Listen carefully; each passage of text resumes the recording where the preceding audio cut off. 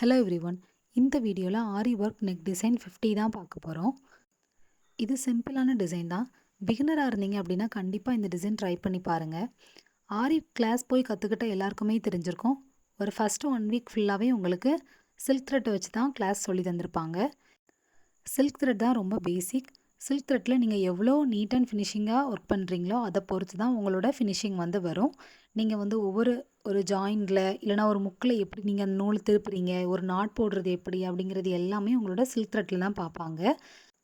சில பேர் சில்க் த்ரெட்டை கேப் சின்னதாக தான் வைப்பாங்க. சில பேர் கொஞ்சம் பெருசாக கூட வைப்பாங்க. நீங்கள் உங்களுக்கு ஏற்ற மாதிரி வச்சுக்கலாம். பட் சின்னதாக வச்சா ரொம்பவே அழகாக இருக்கும். அந்த மாதிரி நீங்கள் வைக்கும்போது தான் இந்த ஹேண்டுக்கு நம்ம இந்த டிசைன் கொடுக்கும் போதுல ரொம்ப அழகாக இருக்கும்.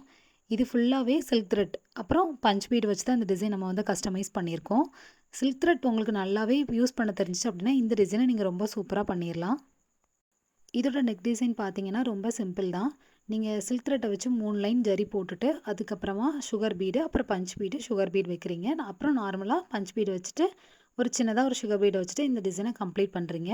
உங்களுக்கு இன்னும் கொஞ்சம் புட்டாஸ் வேணும்னா கூட முதுகில் வச்சுக்கலாம்.